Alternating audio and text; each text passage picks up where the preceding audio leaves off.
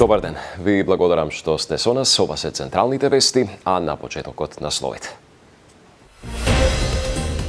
Првата антикорупционерка Татјана Димитровска, спроведена во кривичниот суд, се сомничи за вмешаност во предметот адитив. Изречена е мерка на предпазливост. Криминалната шема за измами со туѓа нега и инвалидски пензии ја координирала докторка од клиниката за уво, нос и грло. Се бара притвор за 12 лица. Едно е во бегство. 40 дена од трагедијата во Кочани. Истрагата за несреќата во фокус на пратеничките прашања во собранието. Дали свесното и тенденциозно разводнување на истрагата е со цел да се попречи правдата? А јас тие, како председател на владата, што ќе ги одреди јавниот обвинител дека треба да се приведат, заедно со министерот за внатрешни работа ќе ги вадам за уши. Таравари уверен дека е потребен во владината коалиција, но е подготвен да излезе од владата доколку Мицкоски го побара тоа од него. Доколку тој смета дека Алијанса за албанците не треба, ние немаме никаков проблем. Гаши најави, локалните избори ќе ги распише кон крајот на јули или почетокот на август. Општините влегуваат во нов инвестициски циклус. Нови 250 милиони евра од унгарскиот кредит. Најмногу ќе се трошат за патна инфраструктура. 27 општини имаат можност да аплицираат со уште проекти до максимум предвидената сума.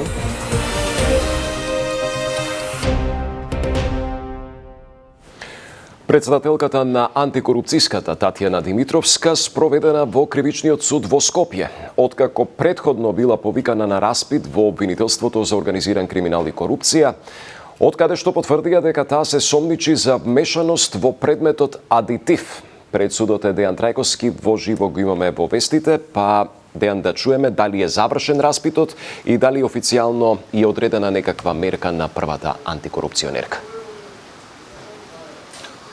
Така, Борче, некаде по околу час и пред околу час и половина заврши распитот на првата антикорупционерка. Судија на претходна постапка го прифати предлогот на обвинителството и определи мерки на предпазливост. Неизе на председателката на антикорупцијска Татјана Димитровска, која со уште две лица е меѓу најновите осомничени во предметот адитив, кои со останатите две лица засега од обвинителството не откриваат. Инаку според засега неофицијални информации станува збор за оддавање на службена тајна, нешто што повторно ќе повторам, според неофицијални информации е откриено при вештачењето на телефоните на осомничените во случајот адитив, но за се уште се чека тоа да биде и официјално потврдено од надлежните, а тука предлагам да го слушнеме и соопштението кое беше попладнево испратено од кривичниот суд. Односно осомничената ТД, која доцна попладнево беше изведена пред судија на претходна постапка во однос на продолжување на акцијата во јавноста позната како адитив. По нејзиното произнесување во однос на предлогот на јавното обвинителство за определување мерки за предпазливост, донесено е решение со кое се прифаќа предлогот на ОЈО-ГОК и се определуваат мерки за предпазливост, согласно точка 3 и точка 7, односно привремено одземање на патната исправа и забрана за издавање нова, како и забрана за преземање на одредени работни активности поврзани со кривичното дело. Така, инаку по 3-месечна истрага на 27 февруари годинава обвинителството подготви обвинителен акт кој што беше испратен до кривичниот суд, за кој се однесува на предметот адитив, односно за криминал тежок 6,5 милиони евра во ЕСАМ, односно станува збор за малверзации со тендери за набавка на адитиви кои што биле плаќани 3 пати поскапо од нивната реална вредност. Во предметот има 31 обвинет, сега дополнително тројца осомничени, а меѓу нив е и екс-директорот на ЕСАМ Васко Ковачевски кој е во бегство. Инаку што се однесува до председателката на антикорупцијска Татјана Димитровска, таа е на таа функција од 22 декември 2023 година, а пред тоа била ревизорка во Државниот завод за ревизија. Секако повеќе информации по официјално за што точно се товари првата антикорупционерка ќе почекаме да испратат официјално од обвинителството или пак од кривичниот суд. Информациите кои што ги имаме во моментов се тие. Борче?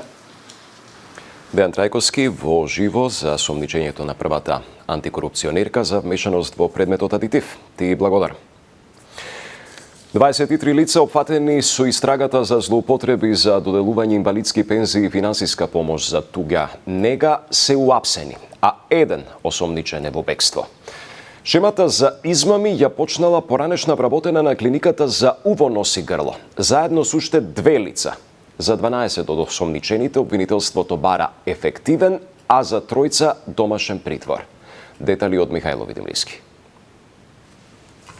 23 лица се уапсени, а едно е во бегство во истрагата против купно 49 лица за злоупотреби при доделување на инвалидски пензии и стекнување право за туѓа нега, со што направиле штета на државниот буџет. Целата шема ја започнала поранешна вработена на Универзитетската клиника за уво, нос и грло и 2 други лица, а им се приклучиле и лекари и специјалисти од Велешката болница и Скопската универзитетска клиника за неврологија, како и матични лекари и лекари од приватна ординација.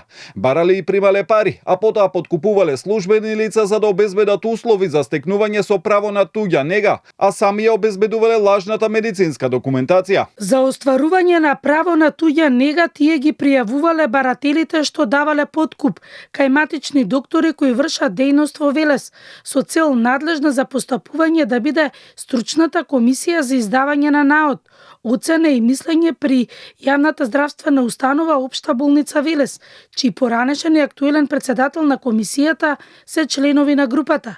Така, членовите на групата без присуство на лицата кои давале подкуп обезбедувале фиктивни медицински прегледи кај матичните доктори, како и клинички или болнички прегледи кај лекари и медицински лица. На сличен начин оперирала и групата која ги правила измамите за стекнување на инвалидска пензија. Оваа шема одела преку вработена на Скопската универзитетска клиника за уво, нос и грло. И министерот за здравство Арбен Таравари вели дека имал информации за нечесни доктори и порача дека сите што се огрешиле треба да одговараат. Ние не сме ниту полиција, ниту јавно обвинителство, ниту ги следиме луѓето, меѓутоа ги поздравувам сите овие акции. Знам и јас имам информации дека има такви феномени, не сакам да генерализирам, не се сите доктори, меѓутоа таму кај што постојат сомнежи ги поддржувам со сета почит и стоиме како Министерство за здравство тука да им помогнеме во сите вакви акции за да се исчисти со криминалот и корупција. Во истрагата се опфатени и лицата кои давале подкуп, но и адвокатот Велес и лице од Центар за социјална работа Тетово. За 12 од осомничените обвинителството бара ефективен, а за 3 домашен притвор, додека за останатите осомничени се бараат мерки за предпазливост. Се сомничат за кривични дела, давање награда за противзаконито влијание, злоупотреба на службената положба и примање подкуп.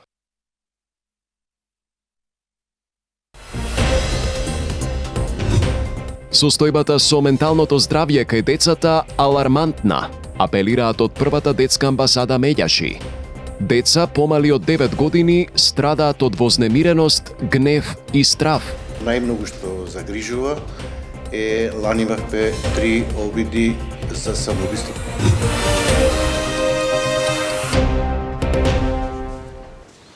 Тензични пратенички прашања во собранието. Власти и опозицијата со меѓусебни обвинувања околу истрагата за трагедијата во Кочани, за доцнетите плати на културните работници, законот за правична застапеност, а се отвори дебата и за царините од САД и како владата планира да се справи со нив.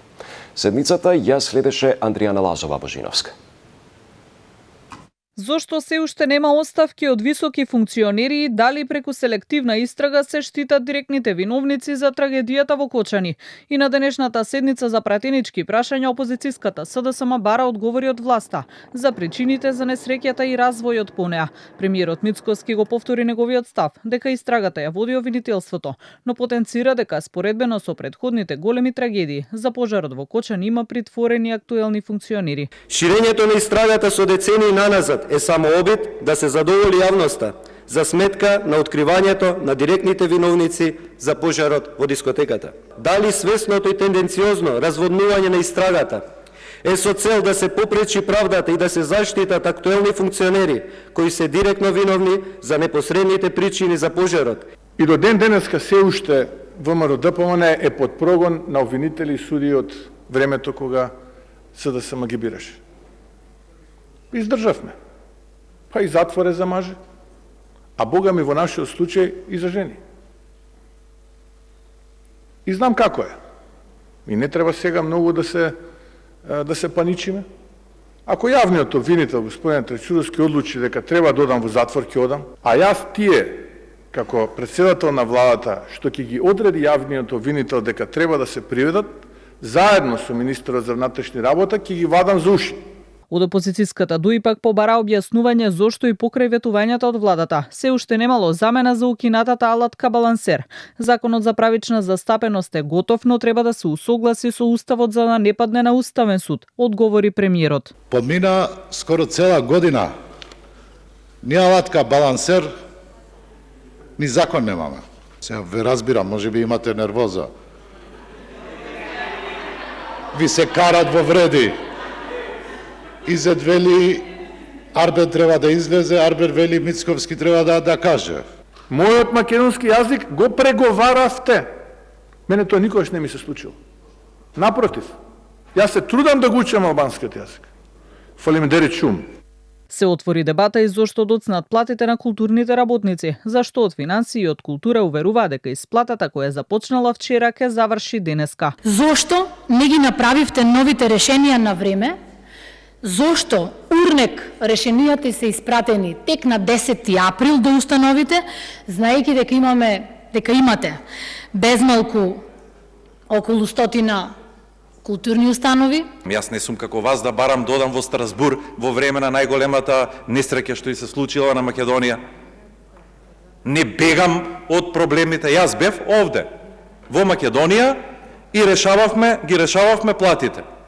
И да, свесен сум дека не ги дадовме платите пред Великден, но конечно го решивме проблемот. Конечно направивме пресметка која што е достојна и која што е законска. На седницата за пратенички прашања до премиерот беше упатено и прашање како владата ќе се справи со високите царински тарифи од САД, зашто тој рече дека не се 33%, туку 10%, а уверува и дека Македонија ќе биде меѓу ретките држави со најниски тарифи. За оваа тема тој деновиве имал редовна комуникација со американскиот министер Лутник. Таравари не смета дека излегувањето на Алијанса од вреди е причина и за напуштање на владата. Сепак вели дека доколку премиерот Мицкоски процени дека тие повеќе не се потребни во владината коалиција, тој е подготвен и за заминување во опозиција. Доколку тоа се случи, без 5 пратеници на Таравари се доведува под знак прашалник Бадентеровото мнозинство во парламентот. Јана Јосиповска. Алијанса за албанците ќе излезе од владата ако премиерот смета дека не сме потребни. Арбен Таравари останува на ставот дека премиерот Мицкоски ќе го има последниот збор, дали тој ќе остане во власта или ќе оди во опозиција. Прашање што се отвори по превирањата во вреди, откако одлучи да оди со своји советнички листи за локалните избори. Потврди дека за ситуацијата во вреди ќе го информира Мицкоски на средба следниве денови, но во моментов не сака да дава прогнози, повикувајќи на трпение. Како политичка партија одлучивме да излеземе со сопствени советнички листи, исто како што одлучи и знам да излезе со сопствени советнички листи, меѓутоа да има меѓусебна политичка поддршка со ВМРО. Исто и ние понудивме на Влен. Гледам емоционални реакции од тоа што остана во Влен. Владата го прави премиерот. Доколку премиерот, јас сум разговарал со премиерот, повторно те разговараме, доколку тој смета дека Алијанса за албанците не треба, ние немаме никаков проблем. Меѓутоа, мислам дека Алијанса за албанците во моментот треба. Во меѓувреме, останатите лидери од вреди стануваат се понетрпеливи и Меджитика сами деновиве му порачаа на Таравари дека секој што соработува со Дуи и Ахмети не може да биде дел од владата. Собранискиот спикер Африм Гаши, кој доаѓа од вреди пак на денешниот брифинг со новинарите, не сакаше да ги коментира состојбите во коалицијата и потегот на Таравари, бидејќи според него тоа е партиска работа, но кажа дека лично секогаш бил за обединување на вреди во една партија. Гаши информираше дека локалните избори ќе бидат распишани кон крајот на јули или почетокот на август, а во однос на турбуленциите во албанскиот политички кампус што се случуваат во пресрет на изборите, кажа дека досега нема најави за промена на статусот на пратениците од крилото на Таравари како посебна пратеничка група. Сепак собранискиот спикер не верува дека можното излегување на алијанса од владината коалиција би предизвикало собраниска блокада, но останува неизвестно дали би се довело во прашање и БДНТ-ровото мнозинство на власта ако Таравари премине во опозицијскиот блок. Сега за сега во собранието е статус кво во однос на нова распределба на пратениците, се како што било. Значи сите пратенички групи кои се формирале на почетокот на овој нов собраниски состав продолжуваат да работат. Ако имаме нови промени, ќе треба тоа официјално да го достават до службите и до мене, за да ги информирам по тоа другите пратенички групи и пратеници. Во моментов немаме нова ситуација. Гаши на брифингот со новинарите најави дека на наредната пленарна седница на 29 април се очекува на дневен ред да се најде интерпелацијата за министерот за внатрешни работи Панче Тошковски, што ја поднесе Левица. Од СДСМ обвинуваат дека додека партиите од власта се расправаат меѓусебно, целиот систем се распаѓа, економијата тоне, здравството е во хаос, платите стагнираат, додека реализацијата на проектите била еднаква на нула. Владата на ДПМН, знам, и Влен се најлошата и најнефункционалната влада која што сме ја имале. Додека целиот систем буквално се распаѓа, тие ја трујат јавноста со внатре коалициски расправи. Наместо да сработат нешто од програмата, медиумите се полни со нивните партиски несогласувања. Очигледно е дека покрај тоа што не се способни да ја водат државата, не се способни ниту да се договорат во владата како да си ги поделат тендерите, па затоа и се расправаат. Луѓето гледаат како власта се расправа самата со себе, додека државата тоне.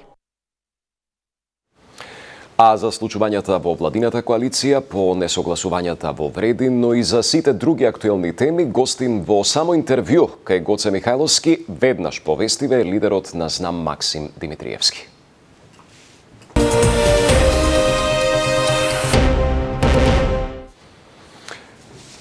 По изречената затворска казна од 3,5 години за бесправно градење на општинската зграда, градоначалникот на Карпош Стефчо Јакимовски најавува кривични пријави против работените во обвинителството и финансиската полиција, кои ја водат истрагата. Тврди дека е целосно чист и обвинува дека одлуката на судот е политички мотивирана. Веќе поднел жалба и до апелација.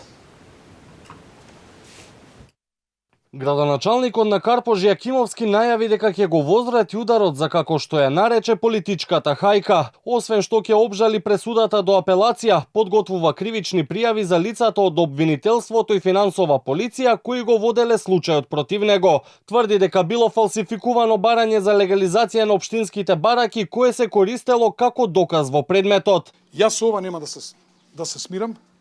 Мора да одговара тој што ги правеше фалсификатите. Јас криминалец не сум. Цело време сакат да прикажат дека се работи за диво изграден објект. И внимавајте што направиле.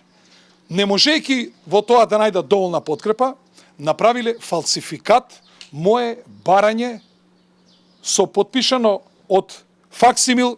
Како го констатиравме тој фалсификат? Јас знам дека такво нешто никогаш не сум подпишал. Зошто? Зашто легализацијата на објектите е за изградени објекти до 3.3.2011. А овој бараки се изведувани 2012 крај 2013. Дали сум ја чукнат во мозокот да поднесам барање за легализација за објекти кои се изградени покасно и кои законот тоа не го дозволува. Јакимовски вели дека според него фалсификуваниот документ бил изготвен во финансиската полиција, а неговата одбрана не го добила да го вештачи, иако неколку години го барале. Тој воедно и детално образложи од каков тип на градба се општинските бараки 1 и 2 кои се спорни. Вели дека според сите параметри и правилници станува збор за монтажни времени објекти кои можат да се размонтираат за еден ден и законски за нив не може да се води кривична постапка. Што ние овде, според овој правилник, не сме ги исполнили условите за да овој објект има времен карактер. Цела општина, сите ние, заедно со јавните набавки, знаеме дека градиме времени објекти, само за обвинителот и судиката ние сме изградиле диво изграден објект. На Екимовски кривичниот суд му изрече единствена затворска казна од 3 години и 6 месеци поради бесправно градење и злоупотреба на службената положба, а во казната ќе се сметаат и 6 месеци кои бил во домашен притвор. Во случајот условно осуден е поранешен вработен во општина Карпош за кривично дело злоупотреба на службената положба и овластување, а двајцата обвинети се задолжени да ја надоместат штетата во буџетот, а при тоа и бараките ќе бидат одземени од страна на државата. Македонија да продолжи со реформската агенда и да се обиде да најде решение за спорот со Бугарија, порача амбасадорите на Австрија, Финска и Шведска во земјава. Според нив, надминување на предизвиците е можно со добра волја од сите инволвирани страни. Ваквите пораки ги упатија по повод 30 години од членството на нивните земји во Унијата. Деталите ги пренесува Јован Ѓорговски. Одлуката за продолжување по евроинтегративниот пат е на Македонија, а предизвиците можат да се надменат со добра волја од сите инволвирани. Ова е пораката која амбасадорите на Австрија, Финска и Шведска ја упатија по повод 30 годишнината од членството на нивните земји во Европската унија. Порачаа дека нивните земји се соочиле со проблеми на патот кон полноправно членство, но потсетија и на бенефитите кои ги добиле откако станале дел од унијата. Македонија според нив треба да продолжи со реформската агенда од планот за раст, но во исто време да најде решение за спорот со Бугарија. The EU has offered this growth plan and North Macedonia has responded, like you said, with a reform agenda for this country that has been given recognition from Brussels as a very strong set of reforms needed, which will in themselves push this country much closer to the EU. That's all very good news, I think.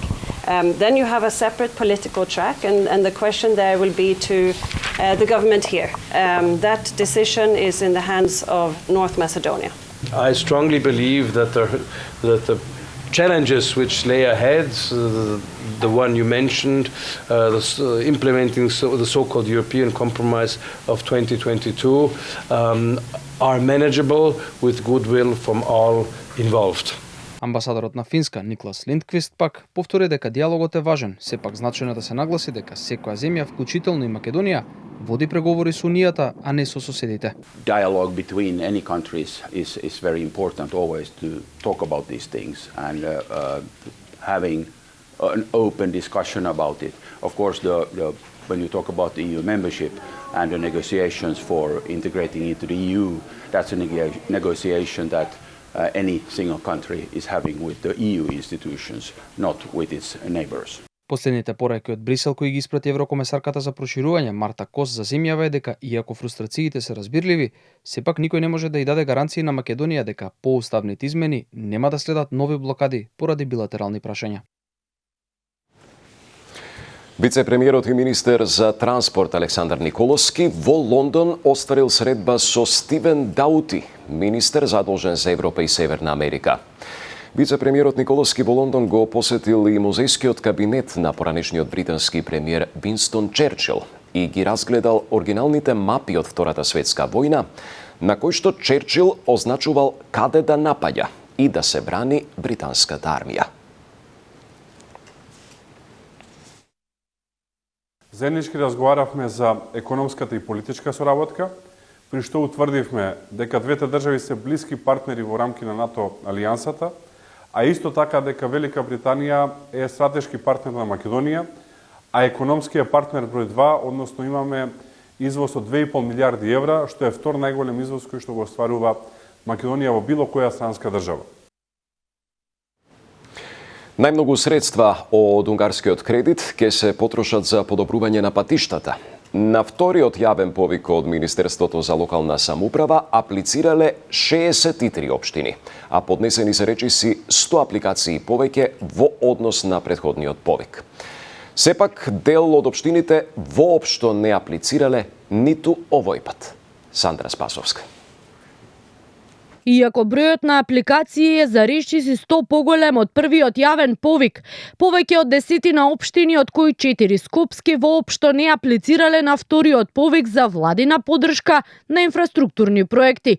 Заклучно со вчерашниот ден до архивата на Министерството за локална самоуправа стигнале 450 апликации од 63 општини, а речиси половина од нив, како што соопшти ресорниот министер Златко Берински, имаат право да аплицираат аплицираат и со други проекти.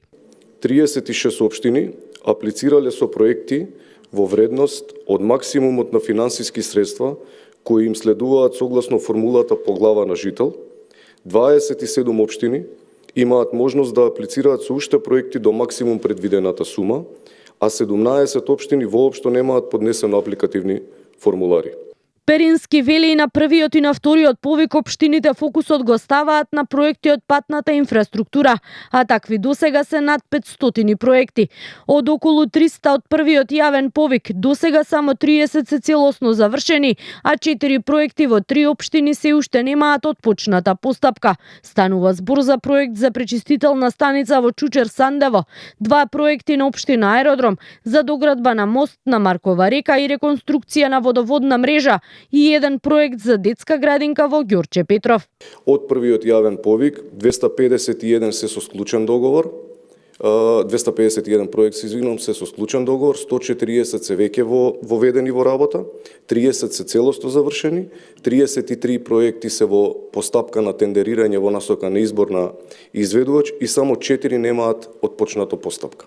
Затоа што дел од овие 4 има отворено тендерска постапка која се поништи заради одредени фактори и повторно треба да се реобнови. Во вториот јавен повик предвидени се околу 250 милиони евра за капитални инфраструктурни проекти за локалните самоуправи. Страв, вознемиреност и гнев се најчестите проблеми кои што ги пријавиле децата до 9 годишна возраст во текот на минатата година, покажува најновиот извештај на Мејаши. Оттаму предупредуваат дека состојбата со менталното здравје кај децата е алармантна. Детали од Елизавета Дамјановска-Спасеновска. Страв, гнев и вознемиреност се најчестите проблеми кај децата до 9 години, кои биле пријавени на СОС линијата Ало Бушавко. Од првата детска амбасада во светот Мејаши порачуваат дека состојбата со менталното здравје кај децата е алармантна.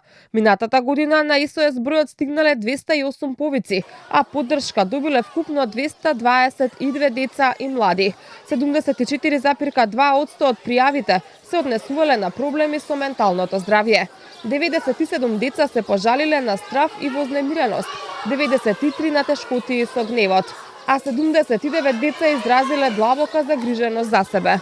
Според Мејаши, главните причини за овие состојби се нарушени односи меѓу родителите, особено по развод, како и емоционалната нестабилност што произлегува од тие ситуации. Најмногу што загрижува е лани имавме 3 обиди за самоубиство или мисли за самоубиство, каде што ги решивме позитивно, од кои едната со брзите интервентни тимови на Центар социјална работа и МВР, полицијата, успеавме да спасиме еден детски живот, двата успешно со нашите оператори.